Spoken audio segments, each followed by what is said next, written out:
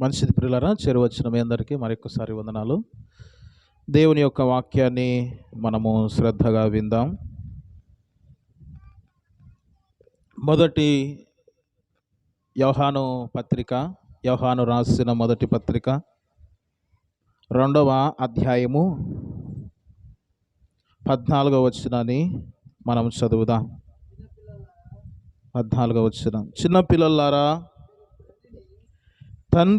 మీరు తండ్రిని ఎరిగి ఉన్నారు గనక మీకు రాయిస్తున్నాను. తండ్రులారా, మీరు ఆది నుండి ఉన్నవారిని ఎరిగి ఉన్నారు గనక మీకు రాయిస్తున్నాను. యవనస్తులారా, మీరు బలవంతులు, దేవుని వాక్యము మీ యందు నిలిచిచున్నది, మీరు దుష్టుని జయించుచున్నారు గనక మీకు రాయిస్తున్నాను. ప్రార్థన చేద్దాం. తలలు వంచండి. ప్రార్థన. ఓ కన్న తండ్రి, మీకు స్తోత్రం.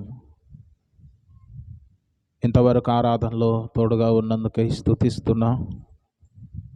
కొన్ని నిమిషాలు దేవా, మీ వాక్యమును మేము నేర్చుకుంటున్నాం, ధ్యానిస్తూ ఉన్నాం. మీ వాక్యం మేము వినుడ మట్టుకు కాకుండా మా హృదయంలో భద్రపరుచుకొని మేము కూడా నేర్చుకొని ఇతరులకు బోధించి ఓనైనా ఆ వాక్యానుసారంగా జీవించుటకు మీ సహాయం అనుగ్రహించాలని, మీరే మహిమ పొందాలని, నన్ను మరుగుపరచాలని, చేరువచ్చిన వారితోనూ బయట యంత్ర సిద్ధం ద్వారా వింటున్న వారితోనూ మీరు మాట్లాడాలని యేసు ప్రభు ఘనమైన శ్రేష్టమైన నామములో ప్రార్థించి వేడుకుంటున్నాము తండ్రి. ఆమేన్. మంచిది ప్రియ సహోదరులారా, బైబిల్ గ్రంథములో మనం చదివిన లేఖన భాగం ఏమిటా అంటే, యవనస్తులారా మీరు బలవంతులు, దేవుని వాక్యం మీ యందు నిలుచుచున్నది, మీరు దుష్టుని జయించి ఉన్నారు గనక మీకు రాయిచున్నాను. ప్రియ దేవుని బిడ్డలారా, మీరు దుష్టుని జయించి ఉన్నారు. యవనస్తులారా మీరు బలవంతులు, మీరు దుష్టుని జయించి ఉన్నారు. జయించడం అంటే అంతం వరకు కొనసాగడమే. మన చివరి శ్వాస వరకు మన పరుగును కడముట్టించడమే. జయించడం అనగా ప్రభువు మెచ్చుకున్న రీతిగా జీవించడం. జయించడం అంటే అర్థం ఏమిటి? దేవుడు మెచ్చుకున్న రీతిగా జీవించడం. జయించడం అంటే కడ వరకు, చివరి వరకు దైవ భక్తిలో వృద్ధి పొందడం.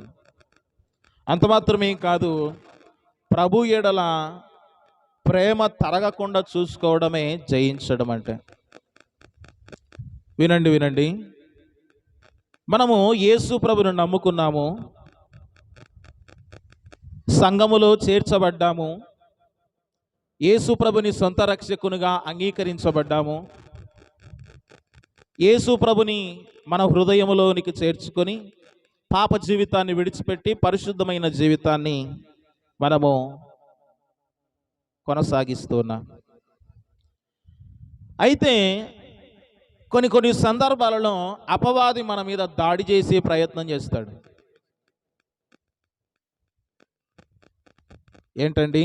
అపవాది మన మీద దాడి చేసే ప్రయత్నం చేస్తాడు. ఎలాగూ దాడి చేస్తాడు అంటే మనం ఇప్పుడే చూడవచ్చు. నిద్ర ద్వారా దాడి చేస్తాడు. వాక్యం వింటున్నారనుకోండి, ఏ విధంగా దాడి చేస్తాడు వాడు?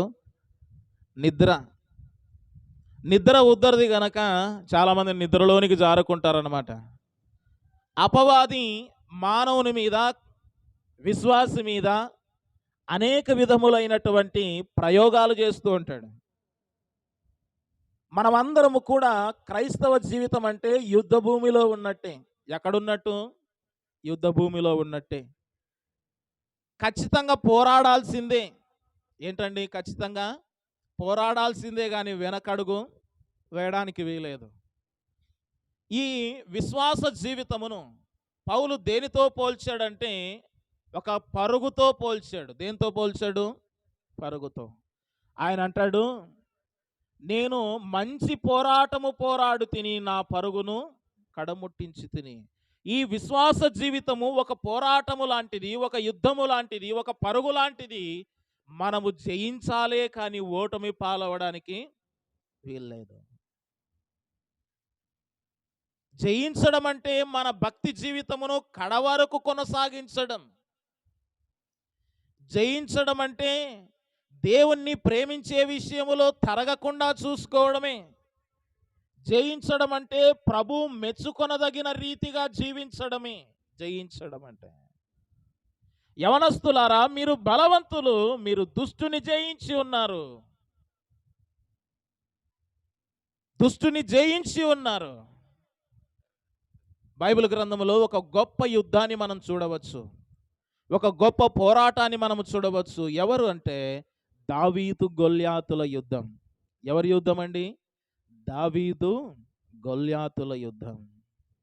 దావీదు గొల్యాతుల యుద్ధాన్ని మనం చూసినప్పుడు దావీదు ఎంతో చిన్నవాడు, గొల్యాతేమో ఎంతో బలవంతుడు. దావీదు కంటే 4-5 రెట్లు ఎక్కువగా బలవంతుడు గొల్యాతు. ఎత్తులో కూడా చాలా ఎత్తైన వాడు గొల్యాతు. ఇశ్రాయేలీయులకు సవాలు విసురుతున్నాడు.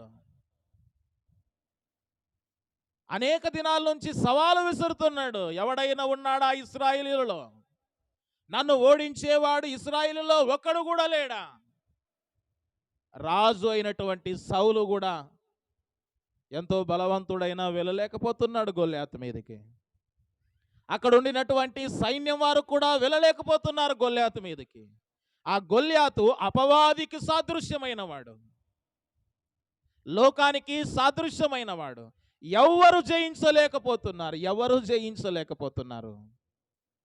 కానీ దావీదు జయించాడు. ఎవరు జయించారండి? దావీదు. ఒక బాలుడైనటువంటి దావీదు, అనగా ఇంచుమించు 15 లేకపోతే 16 సంవత్సరాల వయసు మాత్రమే ఉంటుంది. ఎన్ని సంవత్సరాలు? 16 సంవత్సరాల వయసులో అంత బలవంతుడైనటువంటి గొల్యాతును దావీదు ఓడించాడు, దావీదు జయించాడు. కారణం ఏంటంటే ఒకటే, అతడు దేవుని యందు ఉన్నవాడు, దేవునితో ఉన్నవాడు, దేవుని తోడు కలిగినవాడు, వ్యక్తిగత ప్రార్థన జీవితం కలిగినవాడు, ప్రభుని ఆరాధించేవాడు, ప్రభుని గొప్ప చేసేవాడు, దేవుని కొరకు జీవించేవాడు, ఒక పరిశుద్ధమైన జీవితము కలిగినవాడు దావీదు యవనస్తుడుగా ఉన్నాడు.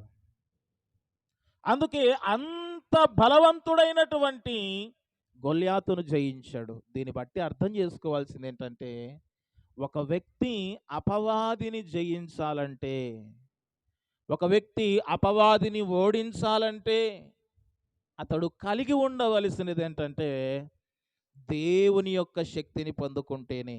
ఎవరి శక్తిని? దేవుని శక్తిని. దావీదు అన్నాడు, యుద్ధము యెహోవాదే, సున్నతి లేని ఫిలిష్తీయుడు వీడు ఎంతటి వాడు? దేవుడు నాకు తోడుగా ఉన్నాడు, దేవుడే చూసుకుంటాడు. యుద్ధము యెహోవాదే. ప్రభు నమ్మిన నీవు కూడా యుద్ధ భూమిలో ఉన్నావు, ఒక పోరాటములో ఉన్నావు, విశ్వాసం అనే పోరాటములో ఉన్నావు. ప్రతిరోజు కూడా నీకు ఏదో ఒక విధముగా శ్రమలు ఎదురవుతుంటాయి, శోధనలు ఎదురవుతుంటాయి, ఇబ్బందులు ఎదురవుతుంటాయి, పోరాటాలు ఎదురవుతుంటాయి, ఆర్థిక పరిస్థితులు ఎదురవుతుంటాయి. నువ్వు జయించాలంటే పాటించవలసిన సూత్రాలు కొన్ని ఉన్నాయి. చాలామంది జయించలేకపోతున్నారు. ఒక యవనస్తునికి తరచూ చాలాసార్లు ఫోన్ చేస్తూ ఉండేవాడిని. ఫోన్ చేస్తూ, అన్న ప్రార్థనకు రంటే సరే అన్న అంటాడు. ఒక వారం సరే అంటాడు, ఇంకో వారం అంటాడు శ్రమలు ఎక్కువైతున్నాయన్నా. ఏమంటాడు? శ్రమలు ఎక్కువవుతున్నాయన్నా, ప్రార్థనకు ఎక్కువ వస్తుంటే శ్రమలు అవుతున్నాయన్నా, సువార్తకు వస్తుంటే శ్రమలు ఎక్కువ అవుతున్నాయన్నా. ఎప్పుడు చూసినా విశ్వాసులు ఇవే సాకులు చెప్తారు. శ్రమలు అవుతున్నాయి, ఇబ్బందులు అవుతున్నాయి, కష్టాలు ఎక్కువ అవుతున్నాయన్నా, శ్రమలు ఎక్కువ అవుతున్నాయన్నా అనే చెప్తుంటారు. కానీ జయించాలి, పోరాడాలి అనే ఆలోచన లేదు చాలామంది జీవితాల్లో. పోరాడలేకపోతున్నారు ప్రార్థనలో, పోరాడలేకపోతున్నారు భక్తి జీవితంలో. అపవాది సులువుగా ఓడిస్తున్నాడు. ఏ విధంగా ఓడిస్తున్నాడండి అపవాది విశ్వాసులను? సులువుగా ఓడిస్తున్నాడు వాడు. ఆదివారం ఆరాధన ఉంటుంది, అందరికీ తెలుసు. వాడు ఏం పెడతాడు? ఏదో ఒక పని పెడతాడు ఆరాధనకు రాకుండా. దాన్ని జయించలేరు చాలామంది. ఏదో ఒక పని పెడతాడు. ఆదివారం ఆరాధన ఉంటుంది, ఏదో ఒక పని పెడతాడు వాడు. చుట్టాలను ఇంటికి తీసుకొని రావడమో, లేకపోతే అనారోగ్యం వచ్చింది వద్దులే అని చెప్పడమో, లేకపోతే తల్లిదండ్రుల ద్వారా ఈ వారం పనుందులే వద్దులే అని చెప్పడమో, ఏదో ఒక విధంగా అపవాది చిక్కులు పెడుతుంటాడు సులువుగా. మన వాళ్ళు జయించలేరు. ఆదివారం ఆరాధన 10 గంటలకే ప్రారంభమవుతుంది. మన వాళ్ళు చాలామంది ఎంతకొస్తారు? లేట్ చేస్తారు కొందరు. కారణం ఏంటంటే వారిలో అపవాది ఉన్నాడు, దానిని జయించలేకపోతున్నారు. నుసులుతూ ఉంటారు, లేట్ అవుతూ ఉంటుంది, లేట్ చేస్తూ ఉంటారు. చిన్న చిన్న చిక్కులు పెడతాడండి అపవాది. వాడు సులువుగా చిక్కులు పెడతాడు, ఏదో ఒక విధంగా చిక్కులు పెడతాడు, ఏదో ఒకటి ఎరవేస్తాడు. ధనాన్ని ఎరవేయచ్చు, మోహాన్ని ఎరవేయచ్చు, సినిమాలను ఎరవేయచ్చు, లోకాన్ని ఎరవేయచ్చు, ఏదో ఒకటి ఎరవేస్తూ ఉంటాడు వాడు ప్రార్థనకు రాకుండా. అయితే ప్రతి విశ్వాసి జీవితంలో పోరాటం అనేది ఉంటుంది. ప్రతి వ్యక్తి జీవితంలో పోరాటం ఉంటుంది. ఇప్పుడు మందిరంలో కూర్చున్నారు చాలామంది, పోరాటం జరుగుతుంటుంది లోపల. ఏమని? ఎప్పుడు వదులుతారా? అపవాది చేస్తుంటాడు ఇది. ఇప్పుడు యుద్ధం జరుగుతుందా లేదా మీలోన లోపల? ఎప్పుడు అయిపోతుందా తొందర? ఎప్పుడు ఇంటికి పోవాలనా? లేకపోతే ఇంటి దగ్గర పనులున్నాయి, ఆ పనికి పోవాలి మనము, ఎప్పుడు త్వరగా అయిపోతుంది? ఇప్పుడు మీ మనసులో రన్ అవుతుంది ఇదే. కానీ కొందరిలో ఏం జరుగుతుంది కొందరిలో అంటే ఏం వాక్యం చెప్తాడో అని కొందరిలో జరుగుతుంటుంది. యుద్ధము, ఇది పోరాటం జరుగుతుంటుంది. జయించలేరు చాలామంది, పడిపోతారు అపవాది బాణాలకు. కొందరు నిద్రలోనికి జారుకుంటారు, కొందరు ఇంటి దగ్గర మా వాడు ఏం చేస్తున్నాడో అని ఆలోచనలు ఉంటారు, కొందరు ఇంటి దగ్గర ఆ పలానా చోట ఏం జరుగుతుందో, కొందరు ఆలోచనలు రాజకీయం వైపు తిరుగుతుంటాయి, కొందరు ఆలోచనలు సంసారం వైపు పొదుపు కట్టాలని కొందరు ఆలోచనలు, కొందరు ఆలోచనలు ఎక్కడెక్కడో యుద్ధము పోరాటం జరుగుతుంది, కానీ జయించలేకపోతున్నారు. ప్రాముఖ్యమైన వాటికి మనసునివ్వలేకపోతున్నారు. ఉత్తమమైన దానిని మరియ ఏర్పరచుకున్నదని ప్రభు చెప్పాడు. ఏం ఏర్పరచుకున్నదంట మరియా? 10వ అధ్యాయములో ఉత్తమమైనది మరియా ఏర్పరచుకున్నది. ఏమిటి ఉత్తమమైనది? దేవుని సన్నిధిలో ఆయన పాదముల చెంత కూర్చొని వాక్యం వింటుంది. 10వ అధ్యాయం 38వ వచనములో. ప్రియ దేవుని బిడ్డలారా, చిన్న చిన్న వాటిని కూడా జయించలేకపోతున్నారు చాలామంది. ఏమన్నా ప్రార్థనకు రాలేదంటే, మాకు ఇంటికాడ మా కూతురు వచ్చిందా,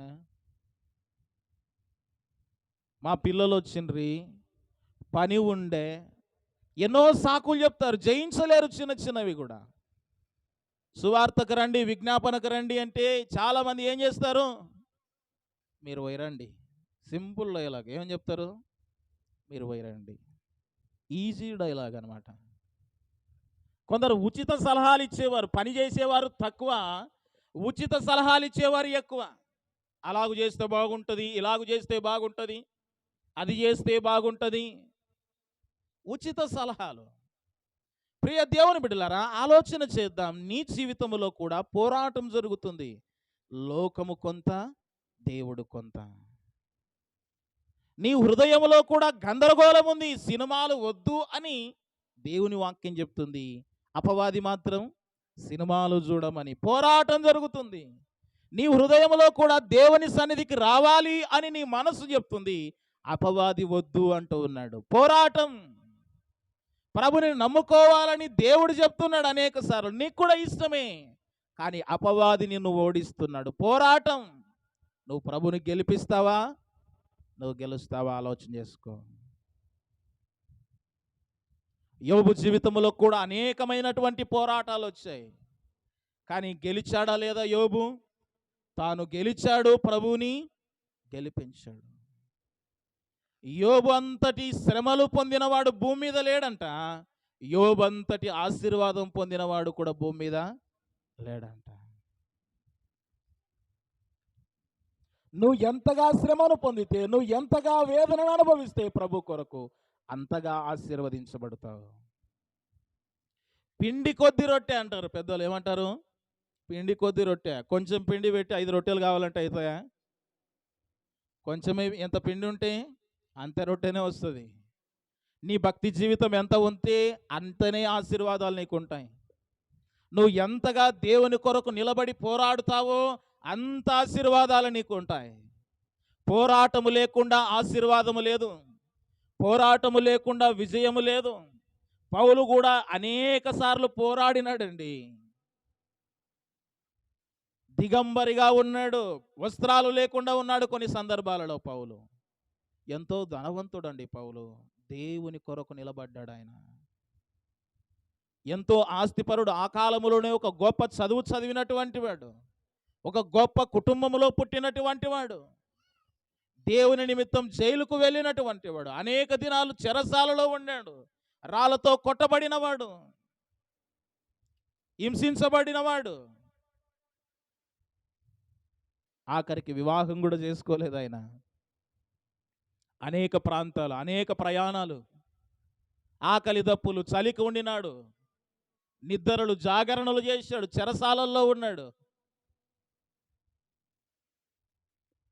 అంతగా అభివృద్ధి పొందాడు. ఎంతగా శ్రమ పొందాడో అంతగా అభివృద్ధి పొందాడు. ప్రియ దేవుని బిడ్డలారా, ప్రియులారా, ఇంతవరకు మనము ఈ విశ్వాస జీవితము అనేది పోరాటము అని చూసాం. జయించాలంటే ఏం చేయాలి?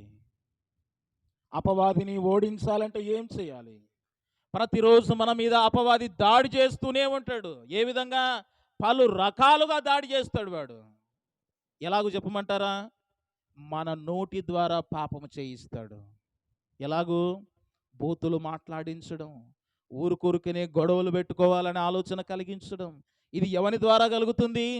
అపవాది ద్వారా. వాడు అపవాది ఊరుకునే ఉండడు. నీలోనికి వచ్చేసి నీలో ఆహ్వానించి ఏం చేస్తాడు వాడు? నీ నోటితో అనరాని మాటలు మాట్లాడిస్తాడు. విశ్వాసులకు తగినట్టుగా మాటలు రావు. అవిశ్వాసులు మాట్లాడినట్టుగా మాటలు వచ్చేస్తాయి. జయించలేకపోతున్నారు నోటిని. అపవాదిని జయించలేకపోతున్నారు. చూపుల ద్వారా పాపము, చూపుల ద్వారా మోహము, చూపుల ద్వారా ఎన్నో రకాల పాపాలు చేస్తున్నారు మానవులు. జయించలేకపోతున్నారు. క్రైస్తవులుగా ఉండిన వారైనా, క్రైస్తవులుగా లేని వారైనా. నీ ఆలోచనల ద్వారా పాపము. ఎవరిని మోసం చేద్దామా? ఎవరికి గొడవలు పెడదామా? ఎవరి గురించి పితరులు చెప్దామా? ఇది నీలో జరుగుతున్నటువంటి యుద్ధము. నువ్వు జయించలేకపోతున్నావు. విశ్వాస యాత్రలో ప్రతిరోజు కూడా ఎన్నో పోరాటాలు. ఉదయం లేచి వాక్యం చదువుకోవాలని ఆలోచన, కానీ చదవలేకపోతున్నారు చాలామంది. ఉదయం లేచి దేవుని వాక్యం వినాలనే ఆలోచన, కానీ వినలేకపోతున్నారు. ఉదయమే లేచి దేవుని పాదముల చెంత ప్రార్థించాలనే ఆలోచన, కానీ చాలామంది ప్రార్థించలేకపోతున్నారు. యవనస్తులు నాతో తరచు చెప్తున్న మాటలన్నా, నేను వాక్యం చదవలేకపోతున్నా, చాలా రోజులు అవుతుందన్న వాక్యం చదవక. అవునన్నా, నాకు ఈ వ్యసనం ఉందన్నా, సినిమాలు చూసే వ్యసనం ఉందన్నా. అవునన్నా, నేను రాంగ్ చాటింగ్ చేస్తున్నానన్నా. అవునన్నా, నేను కూడా కొన్ని వ్యసనాలు నాలో ఉన్నాయన్నా, సోమరితనం ఉందన్నా అని చెప్తున్నారు. కానీ జయించలేకపోతున్నారు, నిలబడలేకపోతున్నారు, పోరాడలేకపోతున్నారు. భక్తి జీవితంలో చాలామంది పోరాడడం లేదండి. పోరాడడం లేదు. వేరే విషయాలలో పోరాడుతున్నారు చాలామంది. లోక విషయాలలో పోరాడుతున్నారు. భౌతిక సంబంధమైన వాటి విషయాల్లో పోరాటం ఉంది మానవునికి చాలా మటుకు. భౌతికమైన విషయాలలో పోరాటం. ఆధ్యాత్మికమైన పోరాటంలో విజయం పొందలేకపోతున్నారు. మాటను కాపాడుకోలేకపోతున్నారు, చూపును కాపాడుకోలేకపోతున్నారు, ప్రవర్తనను కాపాడుకోలేకపోతున్నారు, ప్రార్థన చేయలేకపోతున్నారు, వాక్యాన్ని రోజు చదవలేకపోతున్నారు, ప్రతిరోజు ఓడిపోతున్నారు చాలామంది. జయించాలి, పోరాడాలి, విజయం పొందాలి. దైవ గ్రంథములో మనం చూస్తున్నాం, యవనస్తులారా మీరు బలవంతులు, మీరు దుష్టుని జయించి ఉన్నారు. అసలు విశ్వాసి, క్రైస్తవుడు అనబడిన వాడు జయించాలంటే ఏం చేయాలి? కొన్ని విషయాలు మనం చూసి ముగించుకుందాం. చూడండి, మొట్టమొదటిగా మనము జయించాలంటే మనకొచ్చే శోధనలు కావచ్చు, శ్రమలు కావచ్చు, ఇబ్బందులు కావచ్చు, లేకపోతే వేదనలు కావచ్చు, నిందలు కావచ్చు, అవమానాలు కావచ్చు, ఇవన్నీ మనము జయించాలంటే ఏం చేయాలి అని ఆలోచన చేసినప్పుడు ఇక్కడే 2వ అధ్యాయం యోహాను రాసిన మొదటి పత్రిక 2వ అధ్యాయం 14వ వచనములో మనం చూస్తున్నాం, యవనస్తులారా మీరు బలవంతులు, దేవుని వాక్యము మీ యందు నిలుచుచున్నది, మీరు దుష్టుని జయించి ఉన్నారు. మొట్టమొదటగా జయించాలంటే మనము దేవుని వాక్యమందు నిలిచి ఉండాలి. దేని యందండి? దేవుని వాక్యం మీ యందు నిలుచుచున్నది. ఎవరైతే దేవుని వాక్యమునందు నిలిచి ఉంటారో, అనగా దేవుని వాక్యానుసారమైన జీవితము నీలో ఉంటుందో, అప్పుడు దుష్టుని జయించే అవకాశం నీకు ఉంటుంది. వాక్యానుసారంగా బ్రతకడం నేర్చుకోవాలి. మనం ఏం నేర్చుకోవాలి? వాక్యానుసారంగా బ్రతకడం. చాలామంది ఎన్నో గొప్పలు చెప్తారు, కానీ వాక్యానుసారంగా బ్రతకలేరు, ఆచరణలోనికి రాదు. ఒక ఆయన చెప్పిన సాక్ష్యం నేను విన్నాను. ఏమిటి ఆ సాక్ష్యం అంటే, ఒక ఆయన బాగా మంచి చదువు చదివాడంట. మంచి చదువు చదివిన తర్వాత ఒక దానిలో డాక్టరేట్ చేయాలనుకున్నాడంట, ఒక దాని మీద పిహెచ్డి చేయాలనుకున్నాడంట. ఏమిటిరా పిహెచ్డి అంటే, ఈత ఉంది కదండి, ఈత తెలుసా? బావిలో ఈత పడతారు, చెరువులో ఈత పడతారు. ఈత పడే విషయంలో, ఈత అనే దాంట్లో పిహెచ్డి చదవాలనుకున్నాడంట. ఎవరో కాదు, పాల్సన్ గారి ఫ్రెండ్ అంట ఆయన. ఈత శాస్త్రం, ఏ శాస్త్రం అండి అది? ఈత శాస్త్రం. ఈత శాస్త్రాన్ని చదవాలనుకున్నాడంట. ఈతను గురించి మంచి మంచి పుస్తకాలు రాశాడంట. ఈతలో రకాలు ఎన్ని, ఈత ఎలాగ ఈదాలి, ఎల్లకిలా ఈత, పడుకొని ఈత, లోపల ఈత, రకరకాల ఈతలను గురించి రాశాడంట. అలాగే ఎన్నో పుస్తకాలు రాశాడంట. డాక్టరేట్ తీసుకున్నాడంట, మంచి పట్టా పొందుకున్నాడంట. ఈతను గురించి రకరకాల విధములైనటువంటివి వ్యాసాలు రాశాడంట, గొప్ప గొప్పగా రాశాడంట.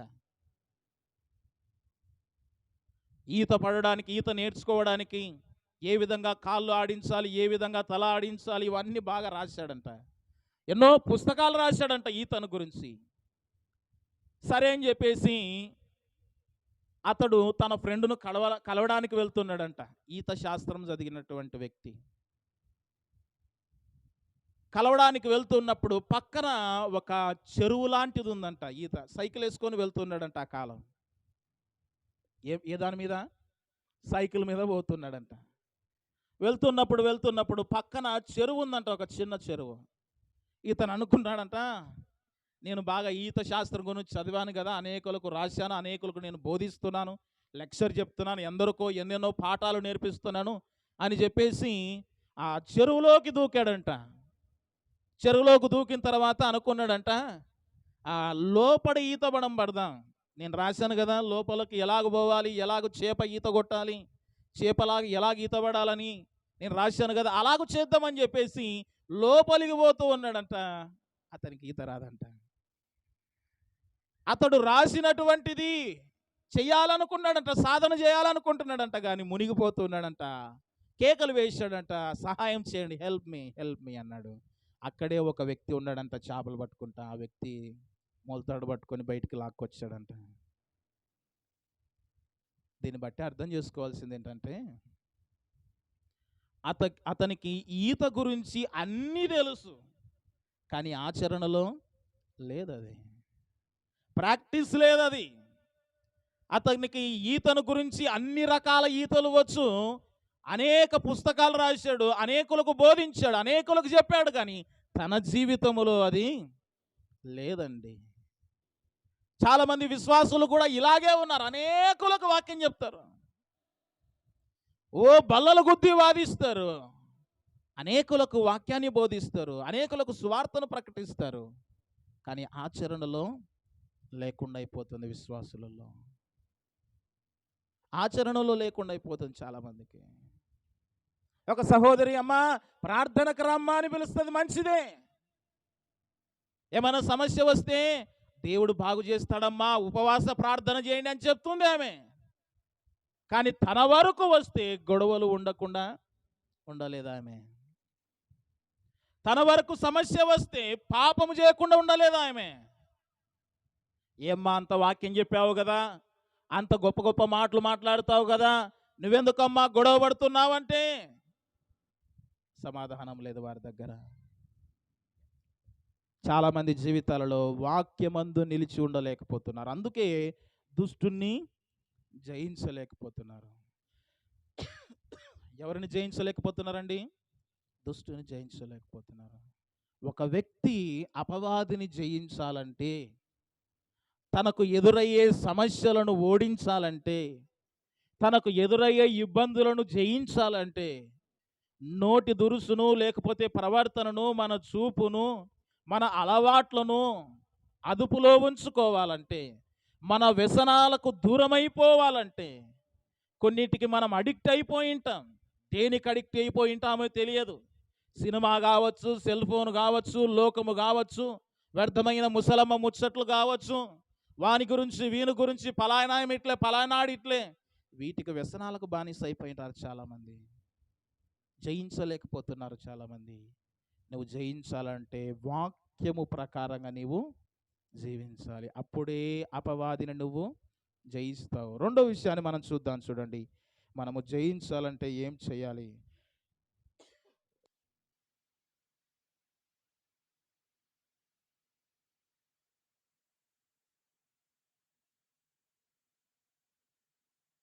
చూడండి, 18వ కీర్తన. మనము జయించాలంటే ఏం చేయాలి?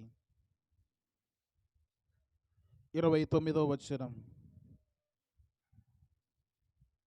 18వ కీర్తన 29వ వచనం. నీ సహాయము వలన నేను సైన్యమును జయింతును. అలాగే 60వ కీర్తన 11వ వచనం చూడండి. 60వ కీర్తన 11వ వచనం. మనుషుల సహాయము వ్యర్థము, శత్రులను జయించుటకు మాకు సహాయము దయచేయుము. అలాగే 108వ కీర్తన 12వ వచనము చూడండి. ఇవన్నీ ఒకటే మాట. 108వ కీర్తన 12వ వచనం ఏంటండి? మనుషుల సహాయము వ్యర్థము, శత్రులను జయించుటకు నీవు మాకు సహాయము చేయుము. జయించాలంటే ఒక వ్యక్తి దేవుని సహాయం అవసరమండి. ఎవరి సహాయము? దేవుని సహాయము. కొంతమంది, చాలామంది దేవుని ప్రమేయం లేకుండా ఉరుకుతారు పట్టి స్పీడ్గా, ఎక్స్ప్రెస్ లెక్క.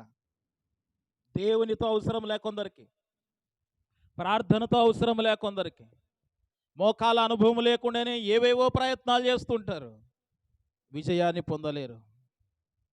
ఒక వ్యక్తి జయించాలంటే, విజయాన్ని పొందాలంటే ఎవరి సహాయం అవసరం కావాలి? దేవుని సహాయం. ఆయన సహాయము లేకపోతే మనం ఏమీ చేయలేం. ప్రియ దేవుని బిడ్డలారా, ఆయన సహాయము చేసే దేవుడు. ఎలాంటి వాడు ఆయన? సహాయము చేసే దేవుడు ఆయన. నువ్వు దేవుని సహాయము లేకుండా ఏ అడుగు కూడా ముందుకు వేయలేవు. కనుక ఒక వ్యక్తి జయించాలంటే సహాయము. ఎవరి సహాయము? దేవుని సహాయము. దేవుని సహాయము లేకుండా ఒక వ్యక్తి బ్రతకగలడా? జీవించగలడా? కొనసాగడలా? కొనసాగలేడండి. దేవుని సహాయం ప్రతివానికి అవసరం. ఎంత ధనవంతుడైనా దేవుని సహాయం అవసరం. ఎంత డాక్టర్ అయినా దేవుని సహాయము అవసరమే. ఎంత ముఖ్యమంత్రి అయినా, ఎంత మంత్రులైనా దేవుని సహాయము లేకపోతే వారి జీవనాన్ని కొనసాగించలేరు, వారు ప్రాణముతో ఉండలేరు. దేవుని కృపను బట్టి వారు కొనసాగలరు. దేవుని కృప లేకపోతే వారు ఏమీ చేయలేరండి. దేవుని సహాయం అది. అందుకే ఒక భక్తుడు పాట పాడు, యేసయ్యా నీ కృప నాకు చాలయ్యా, నీ కృప లేనిదే నేనుండలేనయ్యా, యేసయ్యా నీ కృప నాకు చాలయ్యా, నీ కృప లేనిదే నేనుండలేనయ్యా, నీ కృప లేని క్షణము, నీ దయ లేని క్షణము నేను ఊహించలేను యేసయ్యా.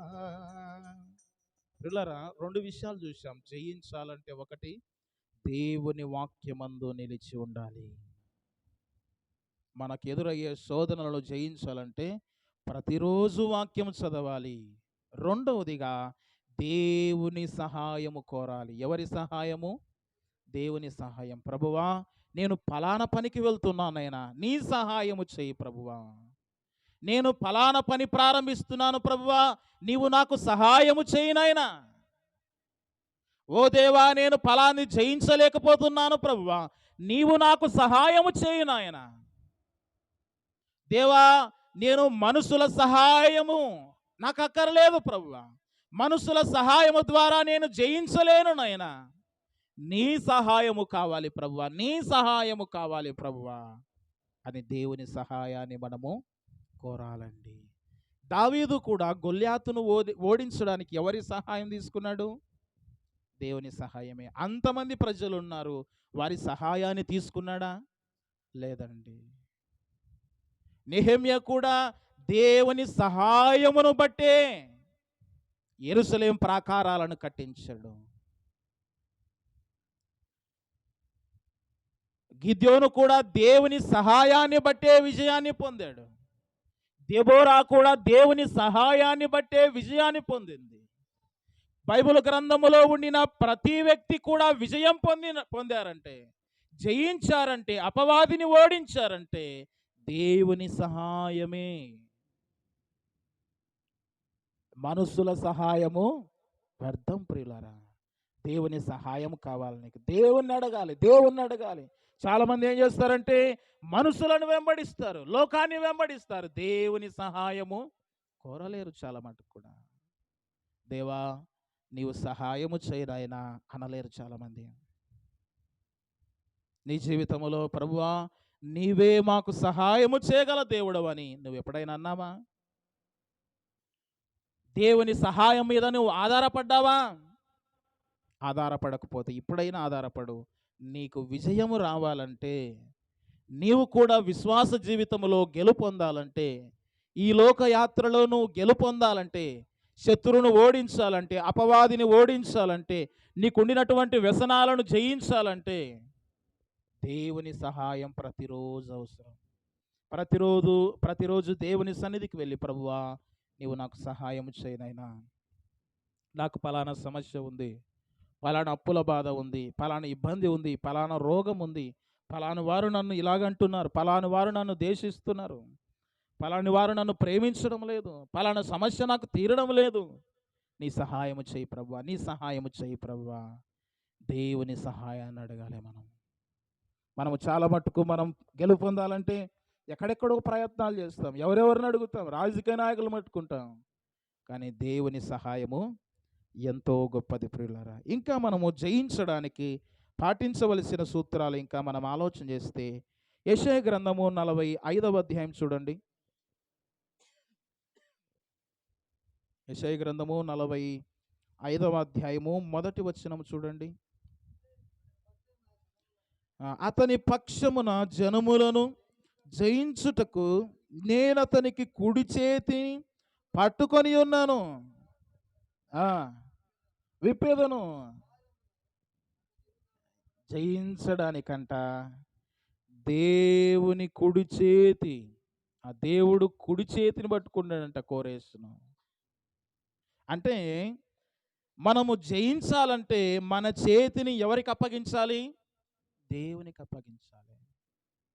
నీ చేతితో నన్ను పట్టుకో, నీ ఆత్మతో నన్ను నడుపు, శిల్పి చేతిలో శిలను నేను, అనుక్షణము నన్ను నడుపుము, నీ చేతితో నన్ను పట్టుకో. ఆయన చేతికి మన చేతిని అప్పగించాలి. మన చేయిని ఎవరికి పట్టించాలి? మనల్ని నడిపించే దేవునికి పట్టించాలి. మన చేతులు ఎవరెవరికో ఇస్తాం, దేవునికి ఇవ్వలేం చాలా మటుకు కదా. ఒక అధికారొచ్చడానికి ఎంత బాగా చేయిస్తాం మనము. లేకపోతే ఒక తెలిసిన వ్యక్తి వచ్చాడనుకో, వాళ్ళకి చెయ్యి ఇవ్వకూడదని కానీ నేను చెప్పేది, మన చేతి దేవునికి అప్పగించాలని నేను చెప్తున్నా. ప్రభువా నన్ను నడిపించు నాయనా, నేను జయించలేకపోతున్నాను, నేను పోరాడలేకపోతున్నాను ప్రభువా, నీ సహాయము నాకు అవసరము నాయనా, నీవు నన్ను నడిపించు ప్రభువా.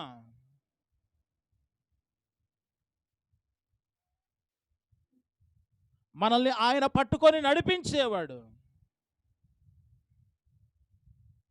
చిన్న గొర్రె పిల్లను నేను యేసయ్యా, మెల్ల మెల్లగా నడుపు యేసయ్యా. చిన్న గొర్రె పిల్లను నేను యేసయ్యా, మెల్ల మెల్లగా నడుపుము యేసయ్యా. యేసయ్యా యేసయ్యా హల్లెలూయా. చిన్న గొర్రె పిల్లను నేను యేసయ్యా, మెల్ల మెల్లగా నడుపుము యేసయ్యా. ఆయన నడిపించే దేవుడు. మనము ఎవరిని పట్టుకొని నడవాలి? దేవుని చేతిని పట్టుకొని నడవాలి.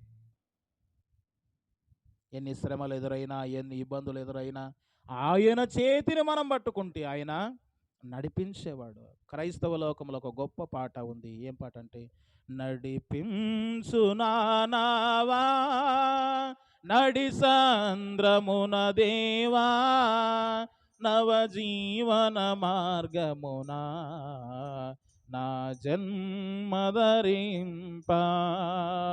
నడిపించు నావా నా జీవిత తీరమునా, నా పదయ భారమునా, నలిగిన నా హృదయమును నడిపించుములోతునకు. నా ఆత్మ విరబూయా, నా దీక్ష ఫలింప, నా నావలో కాలిడుమా, నా సేవ చేకొనుము. ఆయన నడిపించేవాడు. మనము నడవాలంటే ఎలాగూ నడవాలి? ఆయన చేయబట్టుకొని నడవాలి. లోకము చేయబట్టుకున్నావా, నరకానికి నడిపిస్తాడు నిన్ను వాడు. లోకం చేయబట్టుకున్నావా, లోక ఆశల వైపు నడిపిస్తాడు వాడు. ఎక్కడికి? లోకాశల వైపు నడిపిస్తాడు. సంపాదించు, ప్రయాసపడు, కష్టపడు అని చెప్తాడు. దేవుని మార్గాన్ని కనపడకుండా నీ మనోనేత్రాలకు గుడ్డితనం కలగజేస్తాడు వాడు. నడిపించే నాదుడు ఆయన, సహాయం చేసే దేవుడు. నువ్వు జయించాలని ఆయన నీ కొరకు మరణాన్ని జయించాడు. నువ్వు జయించి నిత్యరాజ్యానికి రావాలని. జయించాలంటే మనం పాటించవలసింది ఏమిటంటే, మన చేతిని దేవునికి అప్పగించాలి, దేవుని సహాయము కోరాలి. మనము జయించాలంటే ఇంకేం చేయాలంటే, ఎబ్రీ పత్రిక 11వ అధ్యాయం చూడండి.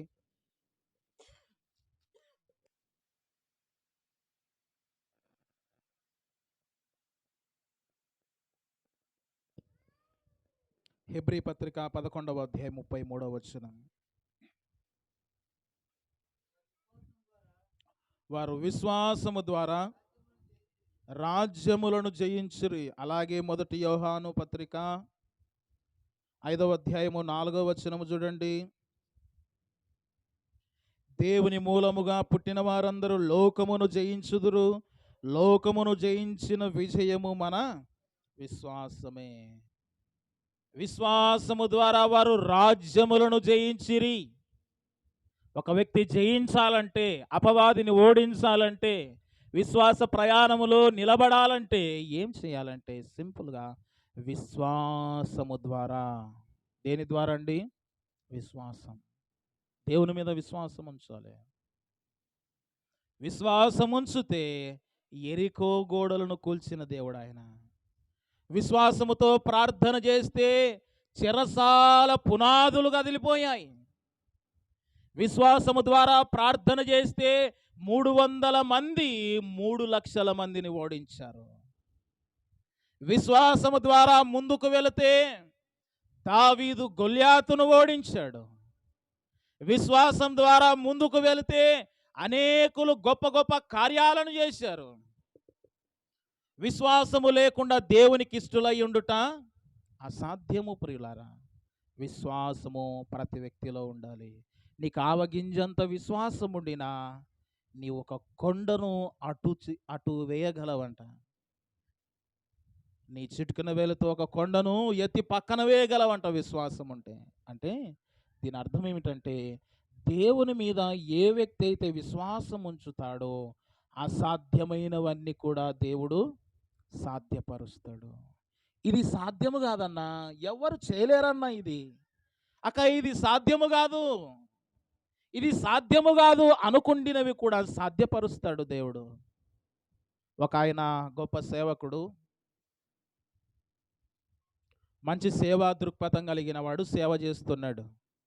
హాస్పిటల్లో అడ్మిట్ అయిపోయాడు. ఆయన గురించి అన్నారు, ఈయన చనిపోతాడు, ఈ వ్యక్తి శవమై ఇంటికి వస్తాడు కానీ బ్రతికింటికి రాలేడు అని చెప్పారు. అతని గుండెల్లో హోల్ ఉందన్నమాట, హార్ట్లో. ఊరు వాళ్ళు అనుకున్నారు, గ్రామస్తులందరూ అనుకున్నారు, వీడు చనిపోతే తిరిగి వచ్చేది ఇక శవమయ్యే వస్తాడు కానీ బ్రతికి రాలేడు అన్నారు. చాలామంది అంటారంట. ఆయన ఒక విశ్వాసం ఉంచాడు, దేవా నీవు నన్ను బ్రతికి నేను నీ పని చేస్తాను ప్రభువా. విశ్వాసం ఉంచాడు. ఆయన పేరు కృపాకరణ. మన సంఘాల మధ్యకు కూడా వస్తుంటాడు. దేవుని పని చేస్తున్నాడు. దేవుడు సహాయం చేశాడు. మనుషులందరూ కూడా నీతో ఇది కాదు అన్నది కూడా దేవుడు చేయగలడండి. విశ్వాసం ఉంచాలి. విశ్వాస సహితమైన ప్రార్థన ఆరోగిని స్వస్థపరచును. విశ్వాసము ద్వారా రాజ్యాలను జయించారు. విశ్వాసం ఉంచితే ఒక వ్యక్తికి పాపక్షమాపణ దొరుకుతుంది.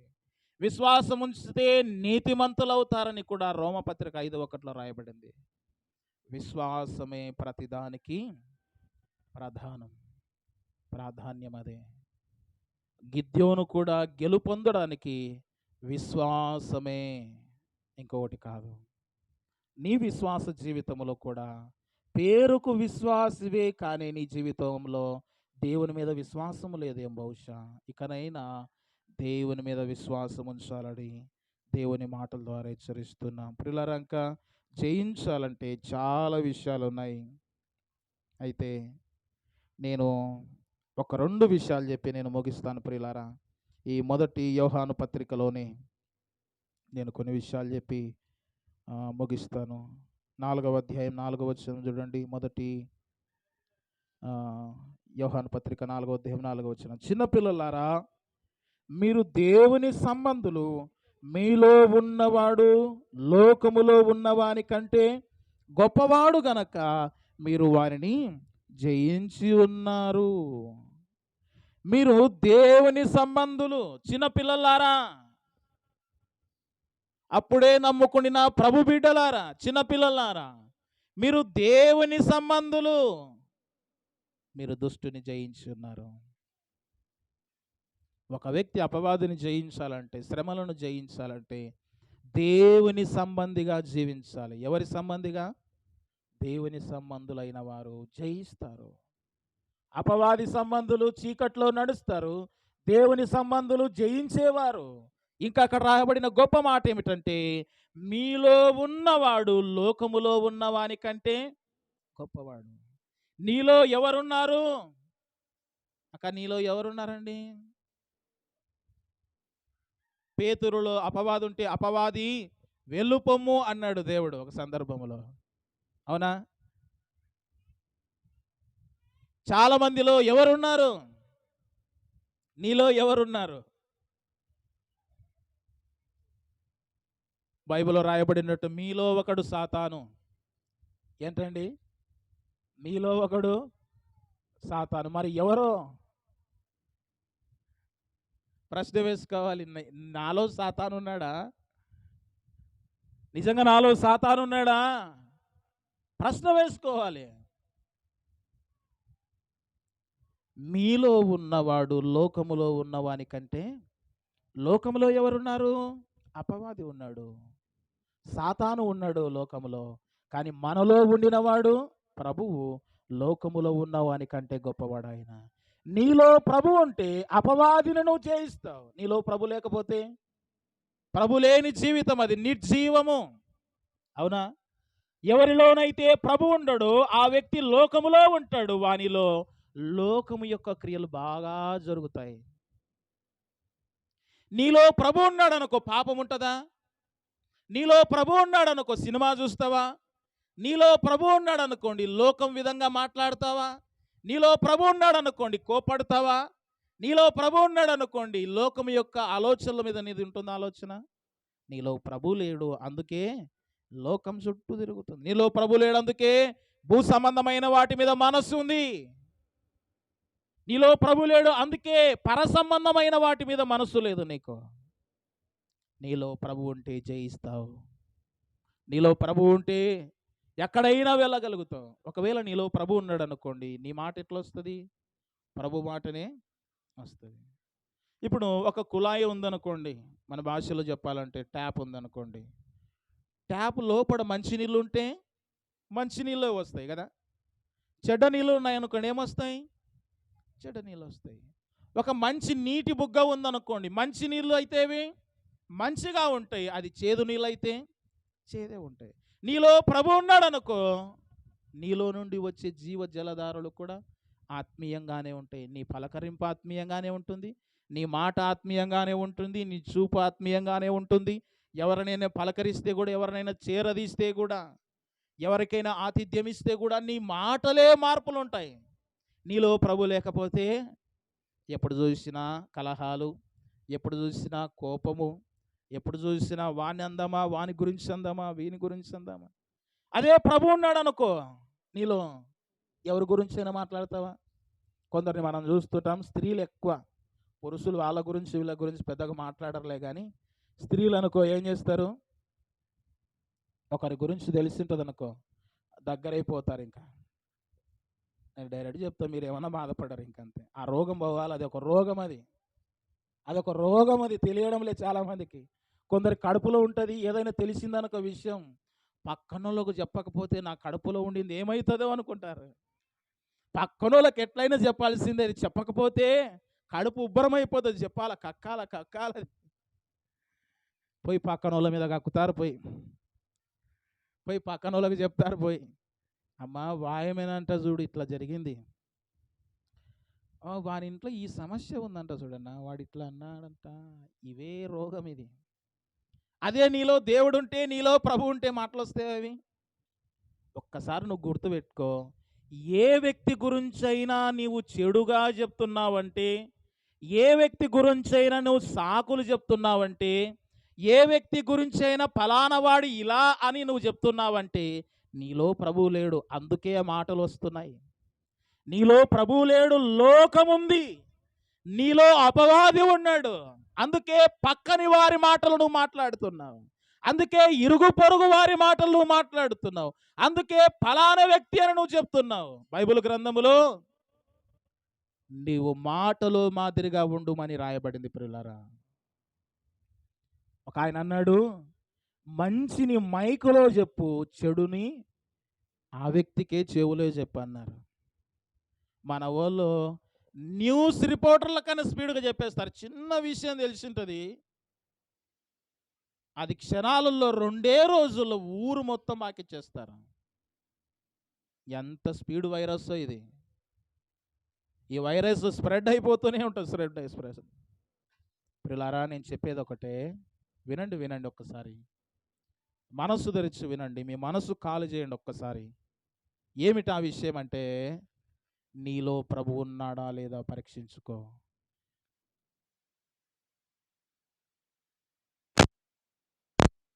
లేకపోతే ఏం జయించలేవు నువ్వు? అపవాదిని జయించలేవు ప్రియుడా. ఇంకా చాలా విషయాలు ఉన్నాయి, నేను ముగిస్తున్నాను. ఇక నువ్వు జయించాలి అంటే నీలో ప్రభు ఉండాలి. ఏముండాలి? నీలో ప్రభు ఉండాలి. నీలో ప్రభు లేకపోతే, నీ హృదయంలో ప్రభుకు స్థానం ఇవ్వకపోతే జయించలేవు. దేవా నాలోనికి రా ప్రభువా, నాలోనికి రా ప్రభువా అని నువ్వు ఆహ్వానించాలి దేవుని. నువ్వు ఎప్పుడు చూసిన సినిమా చూస్తే దేవుడు నీలోనికి ఎట్లా వస్తాడు? ఎప్పుడు చూసినా లోకపరమైన ఆలోచనలు పెట్టుకుంటే ప్రభు నీలోనికి ఎప్పుడు వస్తాడు? నీలో ప్రభు లేకపోతే ఎవరున్నట్టండి? అపవాది ఉన్నట్టు. అపవాది నీలో ఉంటే నీలో మంచి ఉంటుందా? అపవాది నీలో ఉంటే నువ్వు మంచి మాటలు మాట్లాడతావా? అపవాది నీలో ఉంటే నువ్వు మంచిగా ప్రవర్తిస్తావా? అపవాది ఆలోచనలే నీలో ఉంటాయి, అపవాది క్రియలే నీలో ఉంటాయి. ఎవరిని మోసం చేద్దామా, ఎవరి గురించి చెడుగా చెప్తామా, అసూయ, పగ, కలహాలు, వేదనలు ఇవన్నీ ఉంటాయండి. మస్తతలు ఇవన్నీ నీలో ఉంటాయి. ప్రభుకు స్థానం ఇవ్వు. నువ్వు జయించాలంటే ప్రభు నీలో ఉండాలి. నీలో ఉన్నవాడు లోకములో ఉన్నవాని కంటే గొప్పవాడు. కనుక నేను ఎన్ని విషయాలు చెప్పాను ఇంతవరకు? జయించాలంటే 5 విషయాలు చెప్పాను. చాలా విషయాలు ఉన్నాయి. వీలైతే వచ్చే వారము మనం ధ్యానం చేద్దాం. దేవుడు మన కొరకై కొన్ని మాటలు దీవించును గాక.